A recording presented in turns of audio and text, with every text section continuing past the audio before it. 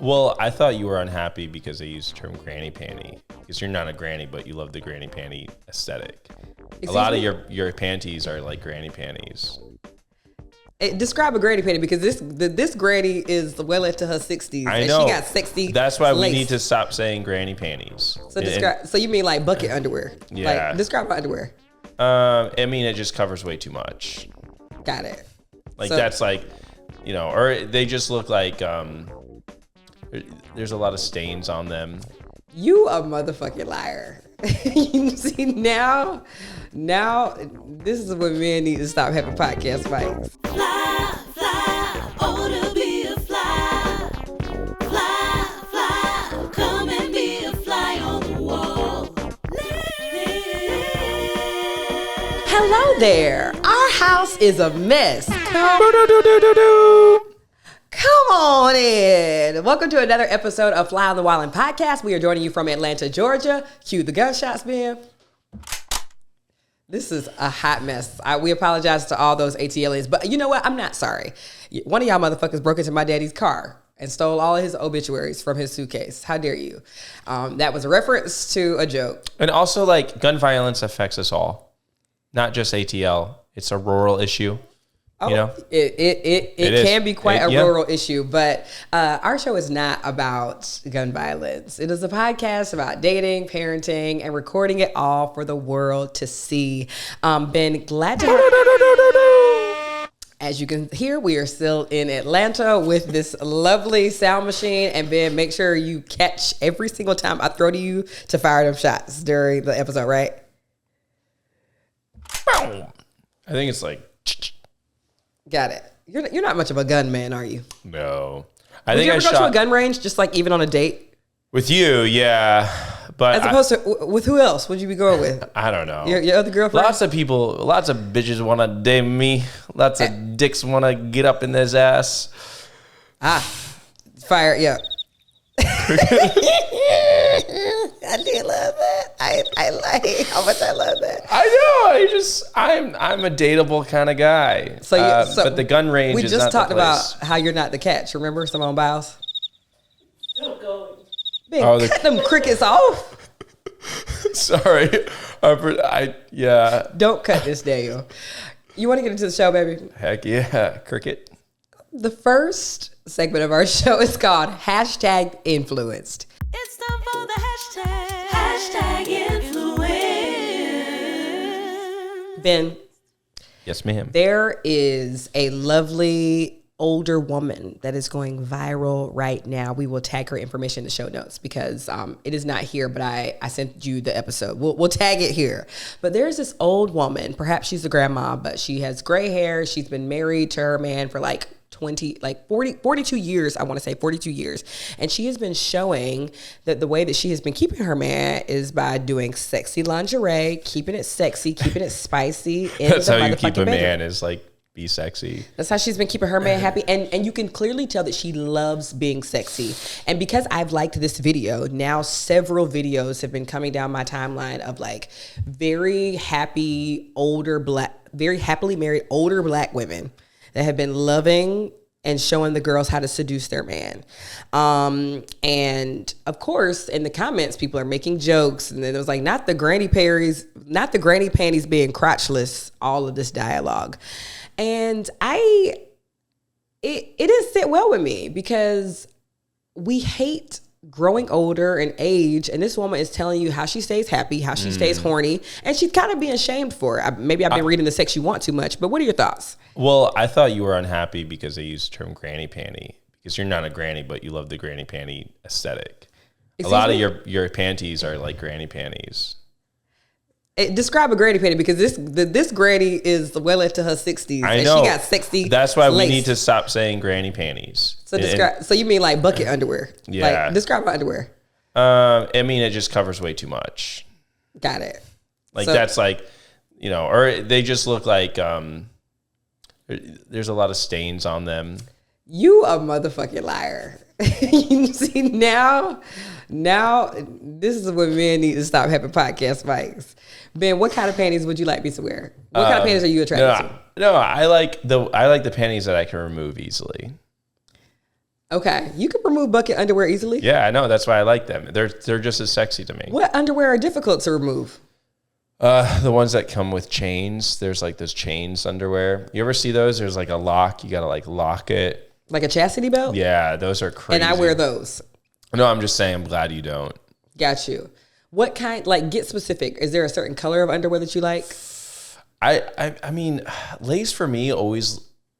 Because I know that's what I'm supposed to like, but lace for me always reminds me of really nice curtains. Lace? Yeah, like like the doilies. The doilies. I'm like, I'm gonna eat down there, but I'm not gonna eat a plate down there. You know what I mean?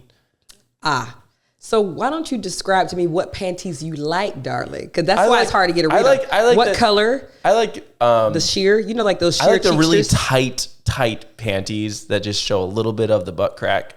Not a little bit of the cheeks. They like hike up a little bit. They're like the cheeksters. Yeah, they're like you could like exercise in them. I love watching you exercise. Oh, they look like a booty short. Yeah, I like a little booty short. But they're like like if you took bucket underwear and cut it. I actually prefer my women not having any panties and just wear some shorts. Like boxer shorts or like Sophie shorts. Yeah, no, like the running shorts, the little cute running shorts. So you like commando with like a the little yoga. tees. I like the yoga thing. I'm like when I wear yoga pants without underwear. You like that? Got it. But most of your yoga pants have holes in them, so we have to update your. You know that's true, Amber. What's funny is that your underwear all have holes in them. No, I've updated some. I went through and I got some new ones. You have Marvel underwear. I do have some poop stains. That ain't making me. That ain't making my eyes roll in the back of my head either. Thinking about your little cartoon underwear. Deadpool and Spider-Man don't turn you on? No, they don't. Oh. I would like a nice like boxer brief. I would like a gray sweatpant energy. Speaking of going commando, you know, like when men wear the gray sweatpants and you can see the little imprint. When men do it, yeah, it bulges out. Like or like that rolling, or like a tight jean. Remember that Rolling Stone album cover? Yeah. You ever see that? Was it like the Wranglers? What were they? They were like jeans, but you could see his hard on just sticking out. Right. See, that's the energy. Would you ever go commando? Are you currently commando? You're not. If you are commando, it's typically because the underwear have so many holes in them that it has created one big It's because I haven't washed them. Because your underwear are crotchless as well, but they weren't bought like that. But why isn't it okay for this old lady to be sexy? Do you think older people being sexy is like this is the culture being rude? Yeah, I think a big part of it stems from this idea that we still think sex is for having kids. And when you're older, you can't have kids anymore. So it's this idea that you shouldn't be having sex for pleasure. Because the only reason old folk are having sex is for pleasure. Right. Yeah, because it's no longer about the kids. It's no longer about like, oh, you're new and it's exciting. It's like some good old boning.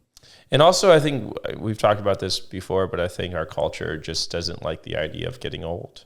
I know, I've been seeing a lot of the models are younger and such, and Leo doesn't like getting old, right? 25 is his max age. We'll get to Leonardo DiCaprio later in the show. We will get to him. It makes me sad sometimes. I'm scrolling on TikTok and I'm seeing this like older people filter. Like there's this one filter that's going pretty viral right now where people will like do it and it slowly ages you, and obviously like as it ages you more, people are like laughing and they're like, ew, like look how disgusting and gross I look, and how those things play into like also people thinking old people are disgusting and gross and put them in a home and put them away, and like that one filter obviously is what drives that narrative. But like think about how that would feel if like it was a filter where you were gaining more weight, or if it was a filter where you were getting darker or whatever. I'm laughing because you recently did help an older family member. Did I? Get into her car and oh my God.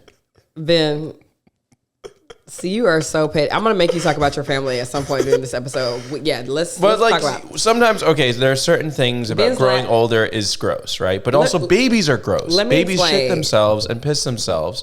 And we're like, oh, that's cute. We tolerate it. And then older people shit and piss themselves. and we make fun of them. I did recently help an elder who was a little overweight. She's losing some mobility issues. She's on her walker, and I helped her. And she looked like she could get into her car on her own. I saw her at the holiday event struggling to get into her car on her own. So I get her into her car, and I'm trying to like, she's just saying to me like, can you help me just like lift my one swollen leg into the car with the other swollen leg? And Ben is horrible and going to hell, which we knew, but really for this reason right here, I'm lifting the woman's, my elder's leg into the car, and it's just, it smells so foul down there and in the car as a whole that I was nearly knocked unconscious. And I made eye contact with my sister who was like over the way, and I was like, that car just smells like piss. So that car smells really bad. And what are the like, things that could have helped you with that though? And we'll get back to, you know, and Ben is aging. now laughing at my elder, which was no. You're point. like, why are old people gross? I'm like, well, some old people are gross, and that's just the nature. When you get older, you can't take care of yourself in the same way. But in the same way, well, I know people get so drunk that they shit on themselves, and these people are like 20 years old, and but we tolerate that. It's like, oh, they're doing dumb things or whatever. But when old folk do it, it's gross because they're seen holistically as gross. But also, I want to say, if you got older, like it's the people, like obviously like that filter on TikTok, right? They're like, yeah, like it's not. We're scared about of dying. Shitting and pissing. It's about liver spots and teeth not being like blinding white anymore. Mm-hmm. And that is the stuff that people are like laughing at because it's so repulsive and it's so disgusting. And that's the stuff that makes me sad for our elders, because that's why they're allowed to feel beautiful and feel sexy too. Right. Which is, you should never marry anybody for looks. That's the big thing. You have to love their hearts. You have to love who they are as a person. They were a benefit. It's like the icing on the cake, but your looks are not the whole cake. Okay. It's your personality, that beautiful smile. Your smile is never going to, like, it's going to age beautifully. My teeth might fall out, man. I'm okay. You can get dentures. Got you. Like, that's okay. I'm okay with that. I do want to say though, and then we can move on. I think our ability to, in that situation, it would have been helpful is if we had a cat, because you can't really get bothered by pee smell when you have the kitty litter in your house. You just become normalized by it. That's disgusting. So that's something that is another reason. I'm constantly trying to get Amber to get a cat. And so I'm adding this to the plethora of reasons. So I'll be desensitized to the smell of old piss. Exactly, because eventually both of us we're going to be old piss. Well, I was going to take care of both of us. I hope so. Oh my God. You want to move on to the next? Yeah. Speaking of wow, the next segment of our show is called Imperfect Parent. Imperfect parent. Imperfect parent. Ben,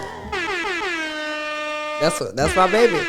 Don't overdo it. All right, man. I hope somebody like listening to this in their car isn't about to freaking crash, or they're like listening at the gym and now they're like, God, I've just dropped my weight. Sorry, listeners out there. Let us know how you responded to those. But today we're actually going to talk a little bit less about our parenting style and more about some estate planning that we have been doing. Oh, yes, we did. So Ben actually, drunkenly started this conversation. So Ben, get into like what estate planning is and how you started this conversation.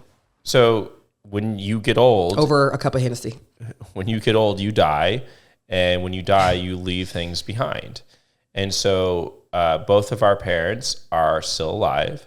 And so we need to make sure that estate planning is in order, things like that. But also, when your grandma died, there was a lot of things that your father and mom had to pick up. And that was, they did it very well, very gracefully, but it was sort of stressful. Very. And we don't want that to happen. Yeah. Well, my grandfather died years before my grandmother. My grandmother passed away like maybe at the top of the pandemic, I want to say. And my grandfather died like many years before her.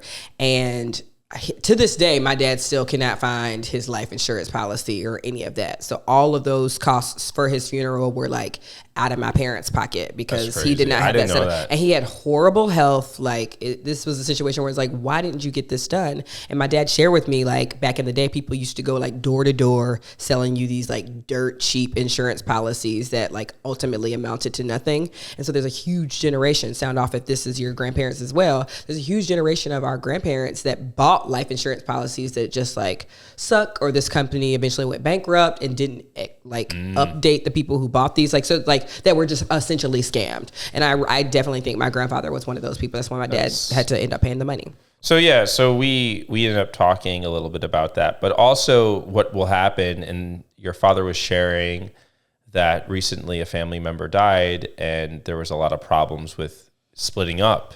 Like, so when you have as a parent, one of the things about being a good parent is making sure that you leave things behind for your kids. So your father was sharing one of more of his, like, you know, emotionally vulnerable moments after, you know, a couple of glasses of brandy or Hennessy, about this, you know? And so I brought up, like, hey, let's not do that. Let's actually pool our resources together and remodel your grandma's kitchen and rent that out. And then after that, let's actually buy a house, all the siblings, let's buy a house in your parents' neighborhood so that your brother and his girlfriend can move in with their 2 kids now, you know? Right. And then my late grandmother does have a house that payments are still being made on that, but now we're trying to I think like the rest, it's it. very, you know, I think the mortgage is probably about $300 a month or something. It's ridiculous. It's like low. 200 or something. Cheap.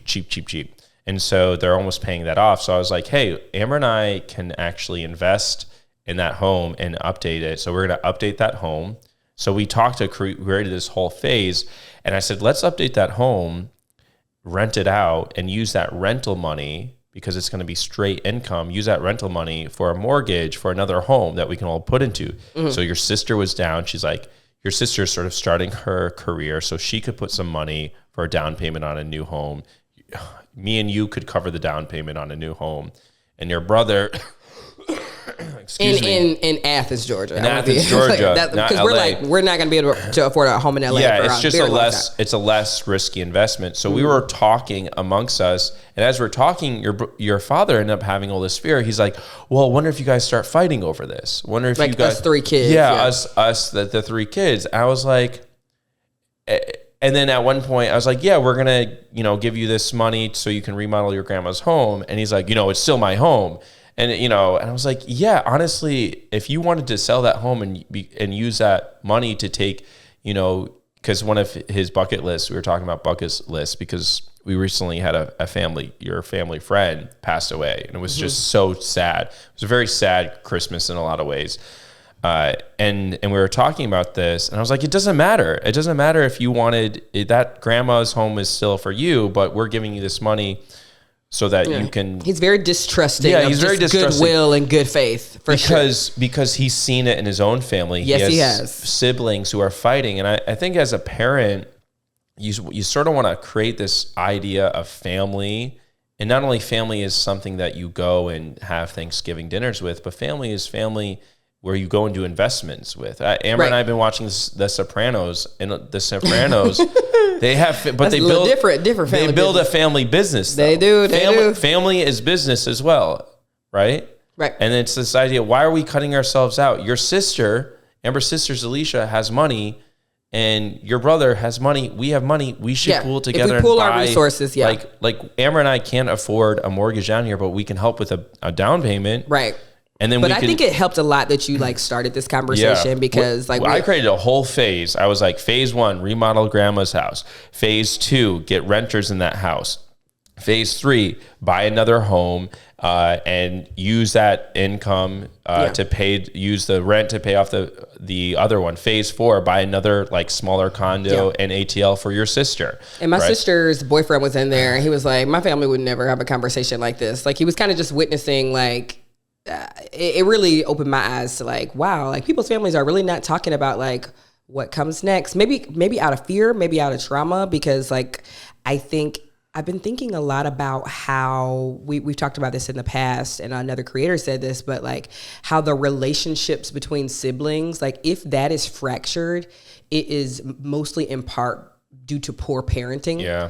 And I think my dad grossly underestimates how good a job he did fostering kinship between myself, my brother, and my sister. Didn't y'all equally hate him at one point? Right. we had a common enemy when we were kids. But no. He took you all to church. He took you all to, I think church was a huge glue to your family. For sure. In a communal way, less of a religious way. Yeah. That's the more I hang out with your family, your parents are religious and they are Christians, but I'm just seeing that church plays so much more as a communal aspect. Correct. Right? Yes. Which is why I'd be like, why are we dogging this bin? This is like a refuge for a lot of people in more ways than like just like a holiness space. This is like, this church fellowship hall is where people got married and had their baby and like fell in love, or like the church was like, it's okay for you to get a divorce, like all of these things. But I'm saying that I think your dad forgets how well his kids love each other. And I definitely also, like, obviously, you know, I live the furthest from home. Like, both of my siblings still live in Georgia, and we, you know, have different beliefs about certain things. But like, you know, like when it comes to like financial interests and just like being there, like I definitely am like very close with my siblings in that. And I feel like sometimes even I'll talk to you, and maybe it's because you're a boy and you have 3 sisters, but that's why I'm sometimes like, call your sister, like call your mama, you know, like I'm trying to like nudge you to be, to grow those strongholds with your sisters too. Like, I feel like some of your sisters, obviously you're like, you can be really, really close with, but like, do you feel like you and your sisters would feel comfortable having a conversation like this? No, I don't think we would. I don't think my parents fostered community in the same way. They fostered religion, but it was always like a personal religion. It was like a personal relationship with Jesus Christ instead of a communal relationship with Jesus Christ. I didn't really understand.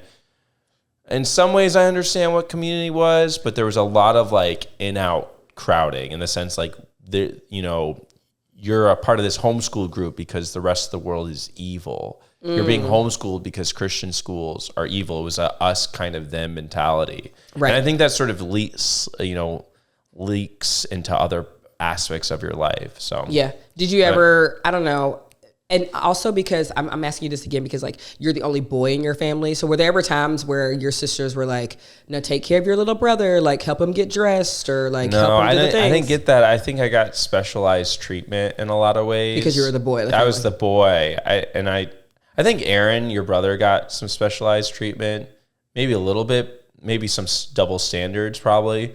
But Aaron's just so different. He's like really the kid that's like gonna sneak out. But like, also, I'm just never gonna really be that see kid. Your mom sort of giving. Your mom's not very a specialized kind of treatment kind of person. She's gonna be strict in general with all of you, or just your parents were just not. Your parents, first of all, were just not as restrictive. Like your mom took you to go see Titanic, which we'll talk about in a second, but took you to go see Titanic as a kid. That blew me away. Yeah, like because of the Draw Me Like Your French Girls scene? Yeah, the whole sexuality was very different. Yeah. You know, so your parents, so we can't really have these kinds of conversations. Unfortunately, I don't think my family's in a financial position to even discuss these kind of situations where all your family is in some sense, all your siblings have income coming in, where not all my siblings are able to work because of, you know, mental illness and such. So we can't have those kinds of conversations, unfortunately. Got you. Do you think at some point you are going to be, because, and I'm not trying to be like mean or intrusive, but because your parents didn't foster that, do you think that those relationships will stay the course that they're on? Or do you think you're going to be like, they didn't foster it, so let me sort of like step into this role? Yeah, I have, because I have my sister Nick and Tirza, and I've brought it up. Like, Nick is very interested. I brought up like, hey. I mean, this is your brother-in-law, right? This is my brother-in-law. And because Tirza just accepted her first nursing job, and it's a good paying job for where she's at. And I think, you know, if at one point they're like, you know, we could use some support in getting a down payment on the home, I would want to do that for them. Got you. Right? Yeah. And I've talked about it. It's like, yo, if you if I could help you, I brought this up to both of them, and they said they weren't interested in buying real estate right now. They're young, they want to travel. But I was like, yo, if y'all want to get a home, Amber and I can help you with a down payment, and we can invest that together. And when you want to sell it, you want to retire, we just split it, right? You just end up creating wealth that way. Or if you want to get a new home and you start renting it out, we split the rent or whatever. It's given Ben Soprano. I would love to, I love it. I love it. Because I don't have to kill anybody, but I love this. I've been watching The Sopranos though. And I literally, I leave that. I was like, I love the way they love family in that. And there's a lot of toxicity as well. Just a little bit. But I think there is a level of familyness and tension that I don't envy because I'm saying, like, even with my conversation, you started that. And of course, like, you know, we earn money in a pretty interesting way, but I think you do a really good job, like, managing finances and, like, you know, I don't know shit about stocks and stuff like that. Like, you like to talk about CDs and stuff like that, and you need that person. And I think it really just meant a lot to my father that you, like, started that conversation. Will he let somebody rent out his mama's house? Probably not. But at least we talked as a family about, like, what the bases are. We're in the process of upgrading it now, so that's exciting. That is exciting. So stay tuned. If you need a spot to stay in Athens, Georgia, my grandma's house might be on the market soon. Once again, I just feel like my dad's going to be the worst landlord, though. He's going to pop up every other day just to make sure the grass is cut. We would not let him be the landlord. And I told him, help himself. I'm like, if you rent it out, you can't go there anymore. All right, if you rent out that house, my daddy gonna be peeking through your bushes every other day just to make sure his childhood home. That's why. And then we brought it out. We find a cousin. You got a lot of great cousins that you have great relationships with, and some of them live in Athens. So I was like, you get a cousin to go in there, right? Right. He only wants to rent it to family, probably. But which is fine. Your dad's not gonna live forever, you know. Just kidding. I'm joking. Crickets now. Crickets down. Don't do the gunshots. Sounds like just make sure you don't press the wrong one. I'm joking, Mr. Thomas. I love hit the your dad's not gonna live forever. That's so fucked up. This podcast is gonna be rated. Damn. I love your dad so much. I really like drinking. Not you putting a hit out on my dad. Not being soprano. All right, baby. You ready to move on to our next segment? Yeah. What are we talking about? The next segment of our show is called the I do's and don'ts of relationships. I do, I do. I do, I do. I do, I do. I do, I do. Once again, let's get into our first question. Ooh, I see living with a toxic family member. Let's go. Hey, Amber and Ben, I love y'all so much. I'm going to try to make this quick because I just tried to do another message and it cut me off. But this has been happening over 4 years. It's kind of deep. It's with my literal family. So long story short, we all moved into a house in Atlanta in 2019, right before quarantine happened. We just recently moved out this year in November to our own spot, and we dropped a few people along the way. The people in question are my uncle and my cousin. My cousin is 26. He's a well-capable adult. But over the years of us being in the family house, he wasn't pulling his weight. We almost got evicted a few times. My uncle is in denial about the fact that my cousin needs mental help. He needs to literally be on medication. This isn't something therapy can fix. So anyway, all the years of no accountability, and he literally has got into it with everybody in the house, his father included. And so this past Christmas, his dad, he moved to Austin for a job.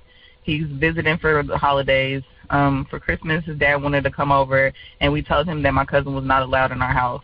So my uncle hit the roof, of course, because he feels like everybody's been ganging up on his son when his son has literally been the problem these past 4 years. He has been the cause of every issue we've ever had.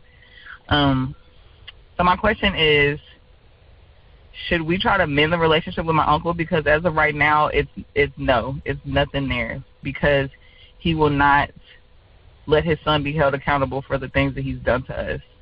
So should we try to mend the relationship with my uncle, or should we just let it go until he gives my cousin the help that he needs and is willing to accept the fact that he needs help? And we are not forced to deal with him if we don't want to anymore, because we're not in the same house anymore. So, it's a little deep, but any opinion would help. Thanks, guys. Love you guys. Hey, wow. Hey, wow. I think we really need to get Wild on the horn to get her opinion about this. This was a great question. And so relevant to what we just talked about. Very. Like pooling resources as family, but the family has to be committed to that, and you have to have that trust there. There's no trust here. So what do you think? Like, should they be the one to reach out the olive branch to the uncle? I think that if this was my family, I will be honest, I have had to sit my family down and have some very difficult conversations. I'll be vague, but a little clear. But one time I had to confront a family predator, and I had to like really poll all the women in my family to be like, who else? Like, this happened to us. Okay, I'm gonna say something. Like, enough is enough. Like, we're not just gonna sit at a cookout and pretend like this is like shit is sweet. And so my mother was really helpful in leading the charge on that discussion, which was very great for our relationship.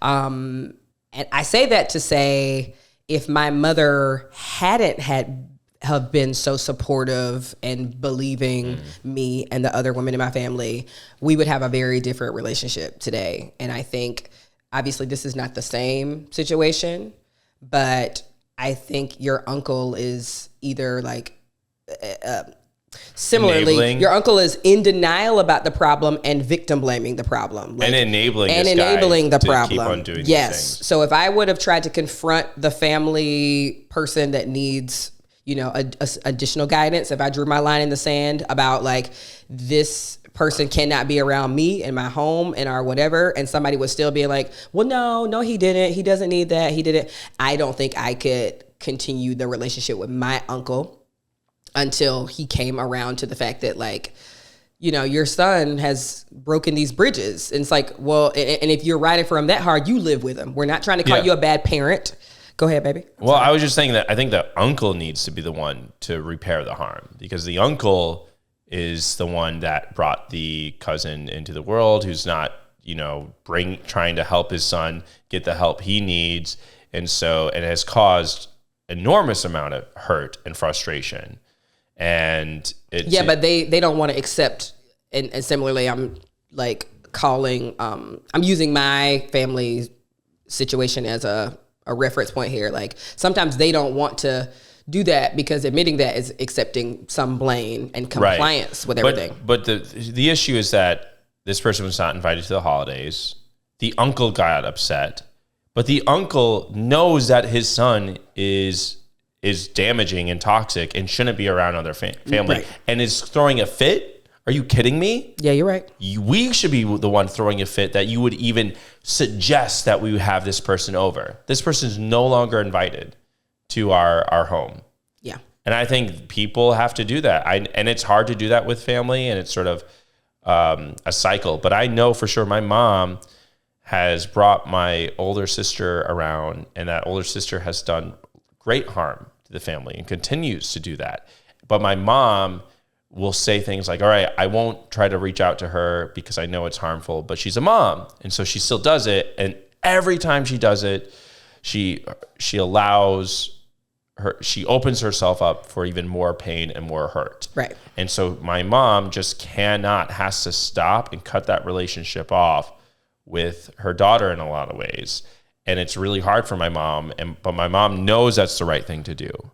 So, but the uncle doesn't even know what the right thing is. Right. And I think that's different. Or do you think it's, to Simone Biles, like, this isn't right, but maybe you're trying to save face, because if you admit my husband's a fucking idiot, I don't know. It means you're an idiot a little bit. I think we are great at deluding ourselves of reality. I think we create alternate realities all the time throughout the world of what people are saying to us or who the villains are. We do that all the time. I think we humans are really good at creating stories. But in this situation, what happens is, and I've tried to explain this to you in the past, like, parents especially see their children as direct reflections of them. That's why when we do something that is in conflict with, like, if I do something different from what my mom would do, she's kind of very confused, because she's like, that is in direct violation with what I would do. And they're not understanding, like, well, that's but I'm not you. Gotta work through. Right. But I'm saying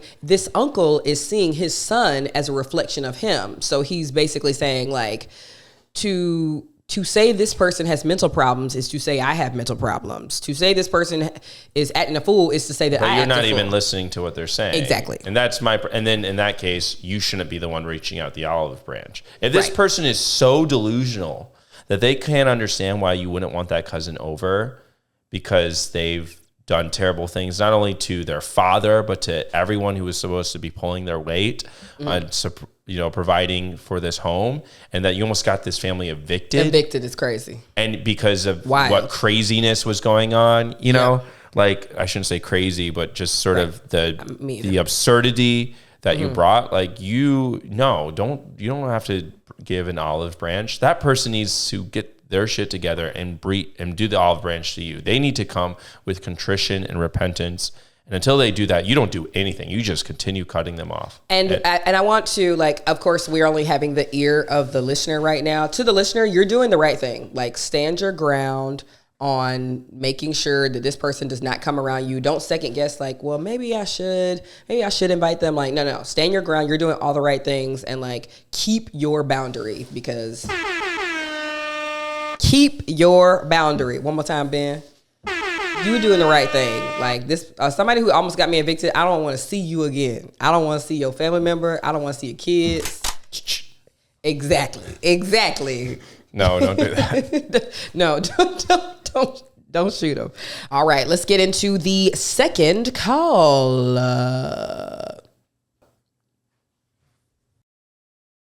Hi, Amber and Ben. My name is Alyssa. Wait, I don't know if I'm supposed to be saying that or not. But I just want to say that me and my mom absolutely adore y'all. We call y'all her, like, little family. But anyways, that's besides the point. I'm calling today for some advice. I currently live with my dad and my stepmom. And my stepmom just recently quit her job out of nowhere. And so my dad has now been putting more pressure on me to pay more bills and stuff, when he told me from the beginning that I would not have to pay any bills living there. And he also owes me $2,500. So my question to y'all is, should I stay living with them, or should I leave while I'm still ahead and just have him to send me my money later on? Thank you so much. Love all of y'all. Thank you again. Bye.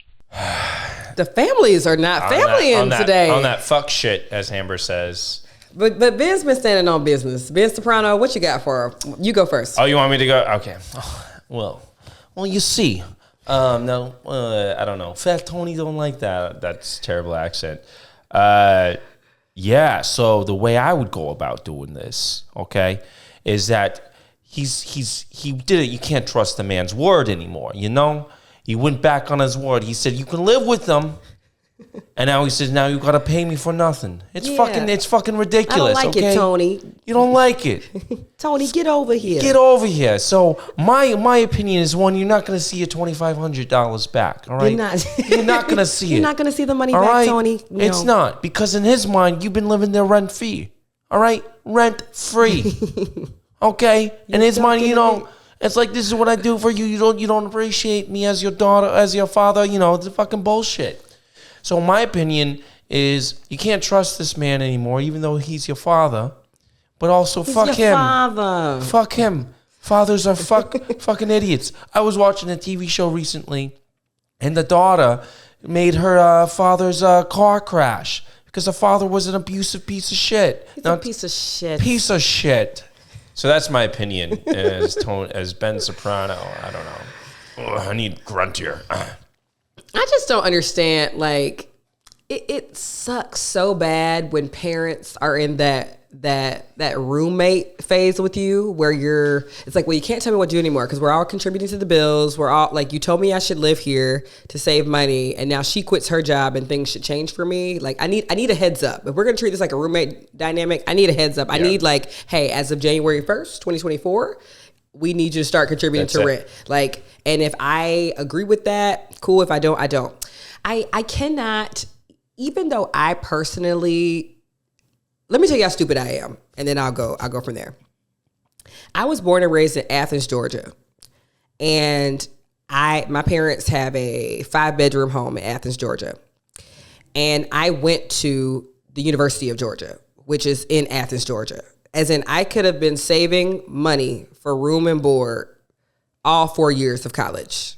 And I still chose to live on campus, take out loans to pay rent, because I did not want to be at my mama's house every night. Now, was that a waste of money and stupid in the long term? Absolutely. But I always... I 100% disagree with because you. I needed a social life. Yeah, I needed space. I don't agree it was stupid. I think you going out of state for a college would cost even more. So you stayed in state. Would. That was a smart decision. You stayed in your hometown, so I'm sure you did go home. Yep. You were able to. I went home every Sunday for dinner. For meals, exactly. So every Sunday, Amber, I mean, that's great. And I think you needed to declare some of your independence. I don't think it was stupid.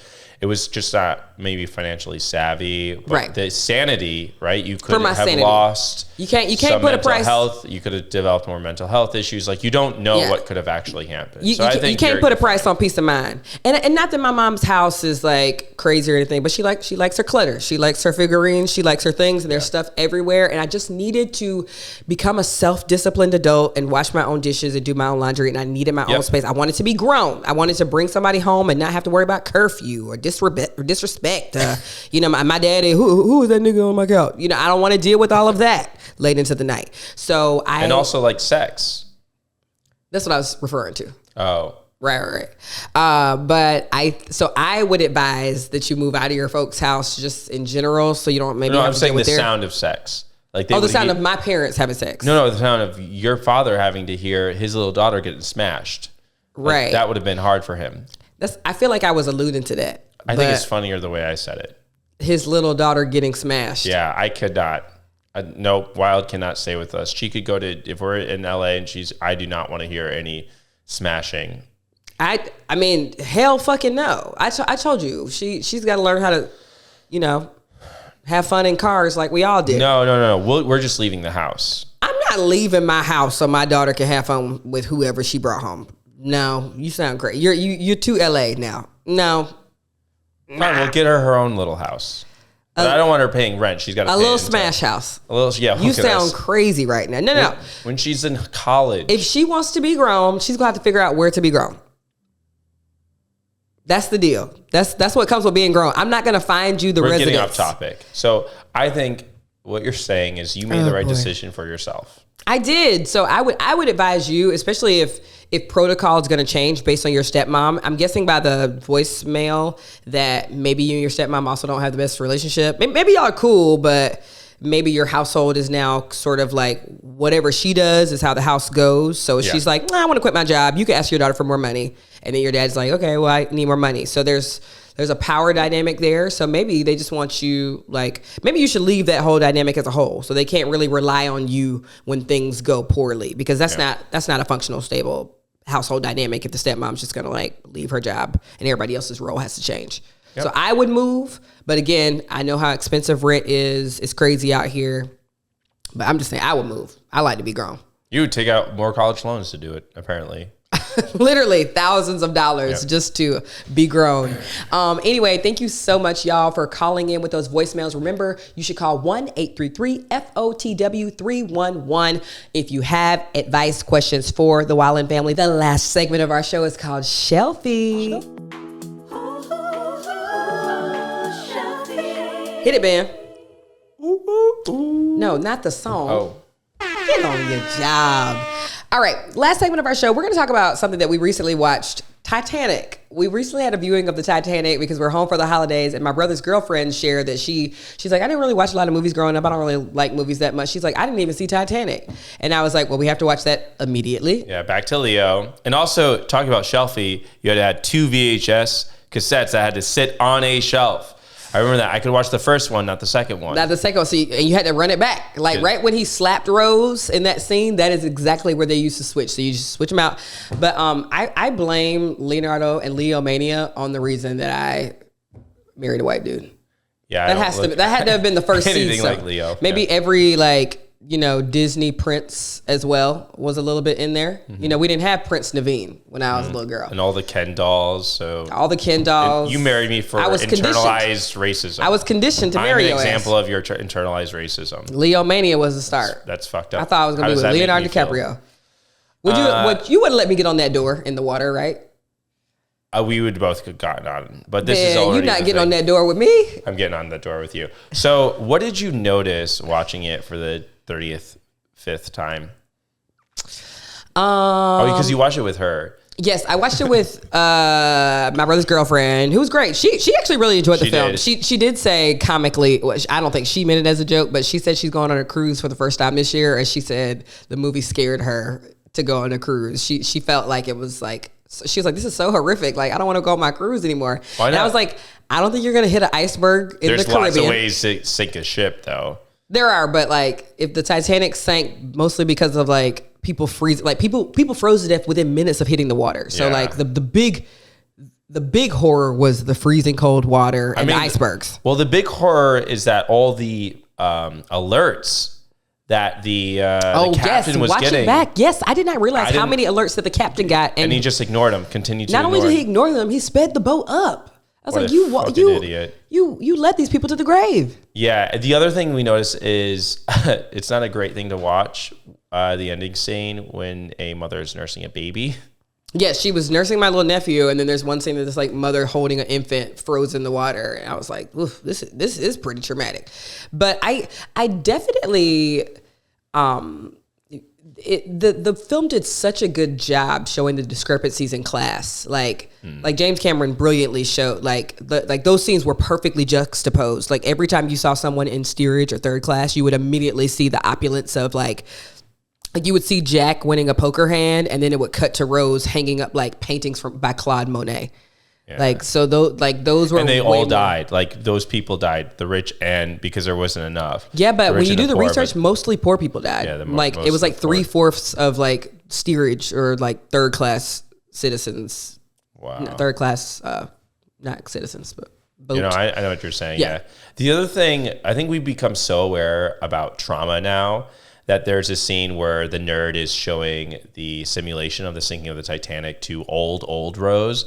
And Rose is like, well, thank you very much for that. And I think I picked up like, oh, she just was re-traumatized by that. And I think a filmmaker now would have maybe spent a little bit more on that team and maybe just have a really quick flash. More on that scene? On that scene. A very quick flash forward where they show very briefly maybe like the horror of the ship collapsing.